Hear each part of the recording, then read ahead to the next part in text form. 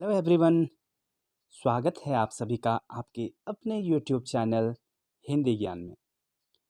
मित्रों, आज का हमारा विषय है हिंदी भाषा का विकास तथा हिंदी की बोलियां एवं वर्गीकरण एवं उनका क्षेत्र। हम सर्वप्रथम बात करेंगे हिंदी भाषा का विकास किस प्रकार हुआ।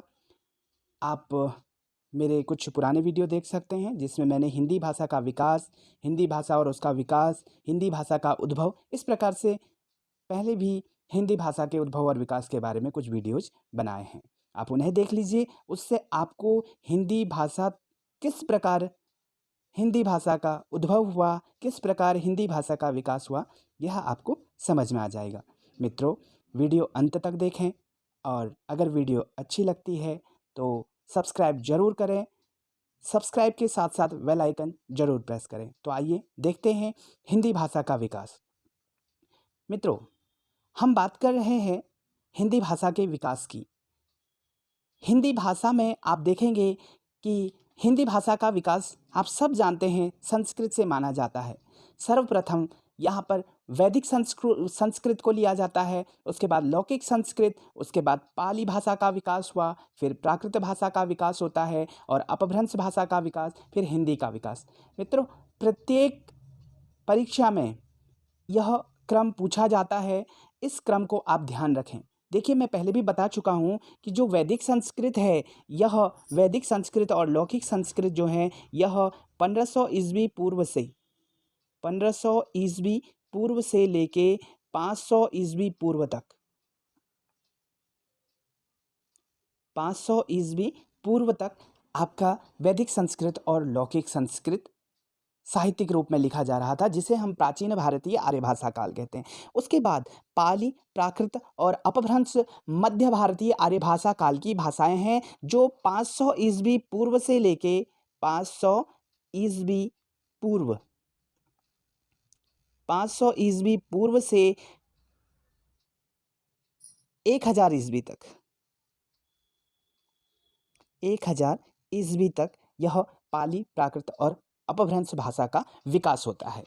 उसके बाद हिंदी एवं आधुनिक भारतीय आर्य भाषा जो हैं उनका विकास होता है। एक चीज़ मैं आपको और बता दूं, हिंदी भाषा की जो उत्पत्ति है वह मूलतः सौरसेनी अपभ्रंश से मानी जाती है या फिर सौरसेनी अपभ्रंश से हुई है। अब हम देख लेते हैं कि सौरसेनी अपभ्रंश से किस प्रकार हिंदी भाषा का विकास हुआ है। सर्वप्रथम हमें जानना है कि अपभ्रंश से किस प्रकार हिंदी का विकास हुआ है। मित्रों, इस क्रम को ध्यान रखें, नोट कर लें, चाहे तो स्क्रीनशॉट ले लें। सबसे पहले वैदिक संस्कृत, फिर लौकिक संस्कृत, फिर पाली भाषा, फिर प्राकृत भाषा, अपभ्रंश, फिर हिंदी और आधुनिक भारतीय आर्य भाषा काल। वैदिक संस्कृत में 4 वेद, ब्राह्मण ग्रंथ, उपनिषद लिखे गए और इसी समय में जो ऋग्वेद है वह आप सब जानते हैं कि सब संस्कृत का सबसे प्राचीनतम ग्रंथ अगर कोई है तो वह ऋग्वेद है। उसके बाद लौकिक संस्कृत की बात करते हैं। लौकिक संस्कृत में रामायण, महाभारत आदि लिखे गए। इस काल की जो भाषा थी वह योगात्मक थी, शब्दों में धातु रूप सुरक्षित थे। इस बात को हम पहले भी बता चुके हैं। भाषा में संगीतात्मकता थी और पदों का जो स्थान था वह निश्चित नहीं था। उसके बाद मध्य भारतीय आर्य भाषा काल में पाली, प्राकृत, अपभ्रंश का विकास हुआ। पाली बौद्ध धर्म की भाषा थी। यह प्रश्न बार बार आता है। देखिए, अभी बहुत सारे ऐसे एग्जाम हैं, बहुत सारे ऐसे प्रतियोगी परीक्षाएं हो रही हैं जिसमें यह पूछा जा रहा है कि पाली को मागधी भाषा भी कहा जाता था। पाली को क्या कहा जाता था? कहा जाता है मागधी भाषा। मागधी भाषा, मागधी भाषा भी कहा जाता है पाली को। और पाली जो है वह बौद्ध धर्म की भाषा है। प्राकृत जो है वह जैन साहित्य की भाषा है। प्राकृत भाषा बोलचाल की भाषा होने के कारण जो उस समय पंडित थे उनमें प्रचलित नहीं थी और यह जैन धर्म की, जैन साहित्य की भाषा है। जैन साहित्य जो है वह प्राकृत भाषा में लिखा गया। देखिए, प्राकृत भाषा के भी 5 भेद बताए गए हैं: सौरसेनी प्राकृत, पैसाची प्राकृत, महाराष्ट्री प्राकृत, अर्धमागधी प्राकृत और मागधी प्राकृत। इसके बाद हम बात करते हैं अपभ्रंश की, जो बहुत ही महत्वपूर्ण है। अपभ्रंश के कितने क्षेत्रीय रूप हैं और उनसे विकसित होने वाली आर्य भाषाएं कौन कौन सी हैं। इसलिए अपने आप में अपभ्रंश महत्वपूर्ण है, क्योंकि हिंदी भाषा की उत्पत्ति मूलतः सौरसेनी अपभ्रंश से हुई है। देखिए आगे हम चलते हैं।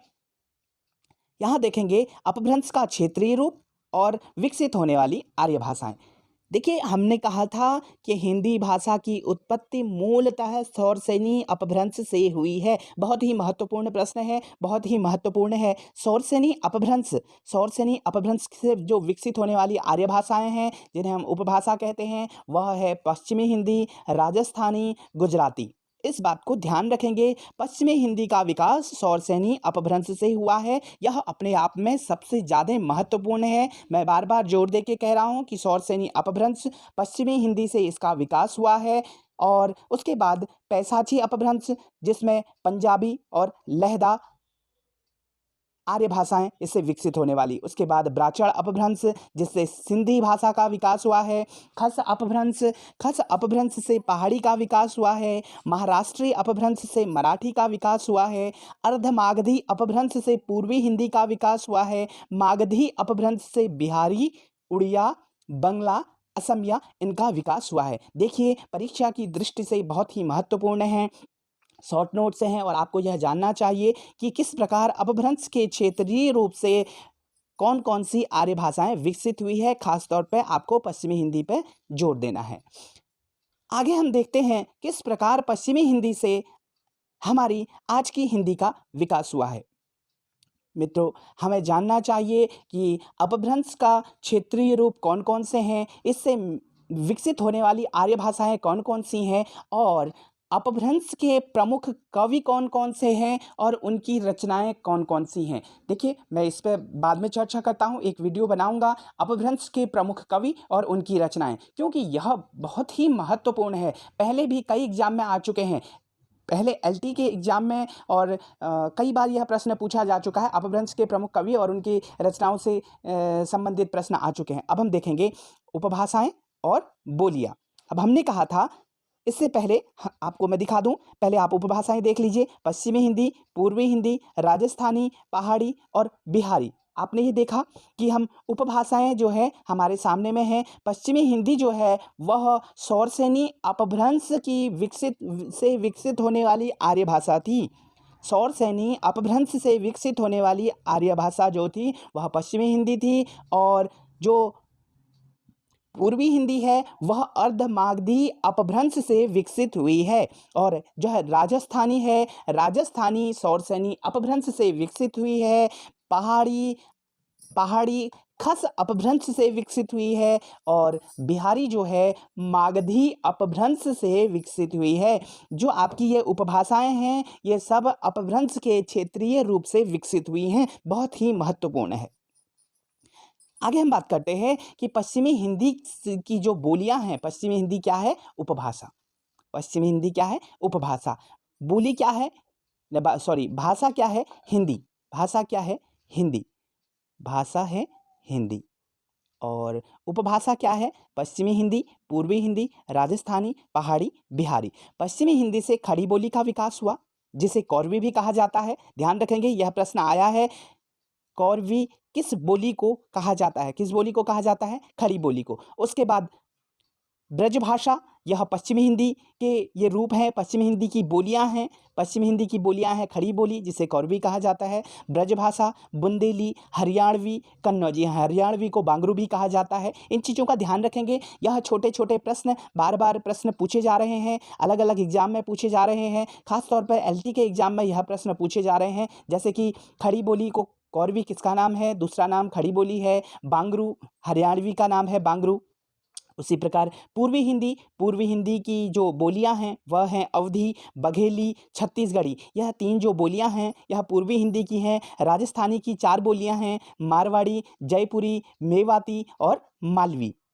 ठीक। उसके बाद पहाड़ी की 3 बोलियां हैं, गढ़वाली, कुमाऊनी, नेपाली, 3 बोलियां हैं। बिहारी की 3 बोलियां हैं, मैथिली, मगही और भोजपुरी। तो यह आपकी उपभाषाएं और बोलियां। अब मैं दूसरी चीज़ आपको बताना चाहता हूं कि जो ये खड़ी बोली है, यह बोली है, लेकिन यह आज भाषा के रूप में है। जिसे आज हम हिंदी भाषा कह रहे हैं, वह इसी खड़ी बोली को कहा जा रहा है। यह खड़ी बोली क्या हो गई है? भाषा बन चुकी है, जिसका नाम कौरवी भी था। यही खड़ी बोली आज भाषा के रूप में, मानक भाषा के रूप में प्रचलित है। तो आप देख लीजिए, यह 5 उपभाषाएं हैं। इन 5 उपभाषाओं से इन बोलियों का विकास हुआ है। इस प्रकार हिंदी क्षेत्र में देखिए नीचे लिखा हुआ है 5 उपभाषाएं हैं और 18 बोलियों को यहाँ पर सम्मिलित किया गया है। 18 बोलियों को यहाँ पर सम्मिलित किया गया है।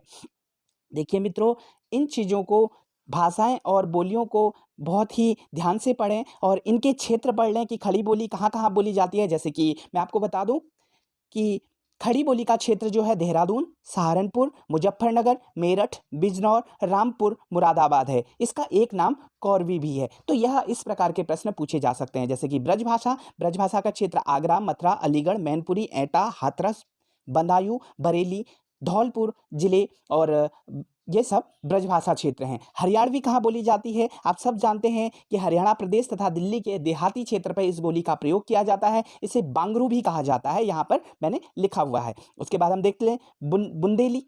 बुंदेली या बुंदेलखंड की बोली है। बुंदेलखंड के आसपास क्या पड़ता है? झांसी, जालौन, हमीरपुर, ओरछा, सागर और सिवनी, होशंगाबाद जिले के आसपास में बुंदेली बोली जाती है। उसी प्रकार से कन्नौजी है। कन्नौजी, इटावा, फर्रुखाबाद, शाहजहाँपुर, हरदोई, पीलीभीत, यहाँ पर आपकी कन्नौई बोली का प्रयोग किया जाता है। देखिए एक चीज़ मैं आपको बता दूं, आपको लगा होगा कि ये तो बोली है और हिंदी भाषा है, पश्चिमी हिंदी उपभाषा है, तो खड़ी बोली को भाषा क्यों कहा गया?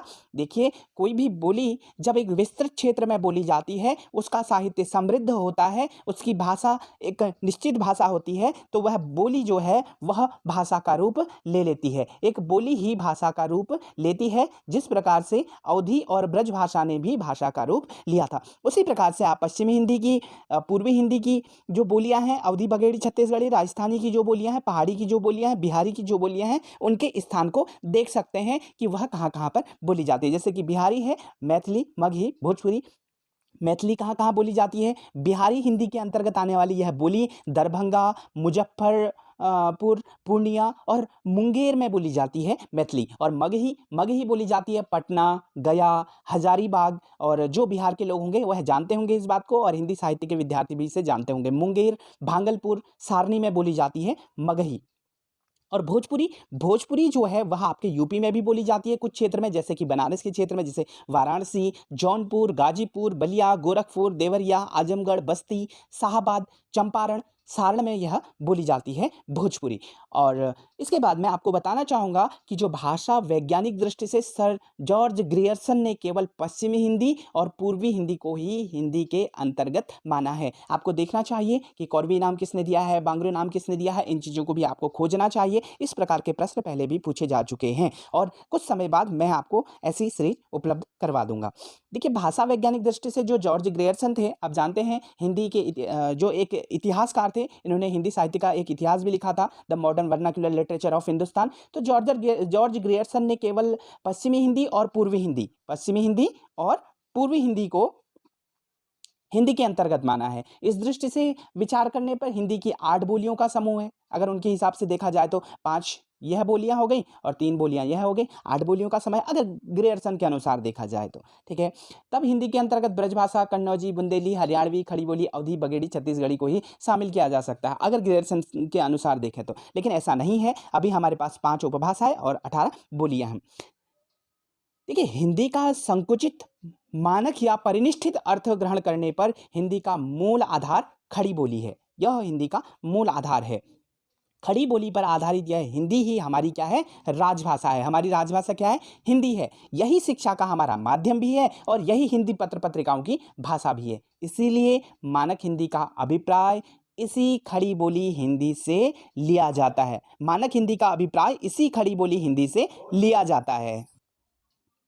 तो मित्रों, यह था हिंदी की बोलियां, उनका वर्गीकरण तथा क्षेत्र। यह एक महत्वपूर्ण टॉपिक है। अगर यह आपको पसंद आता है तो हमारे चैनल को ज़रूर सब्सक्राइब करें और साथ में बेल आइकन का बटन ज़रूर प्रेस।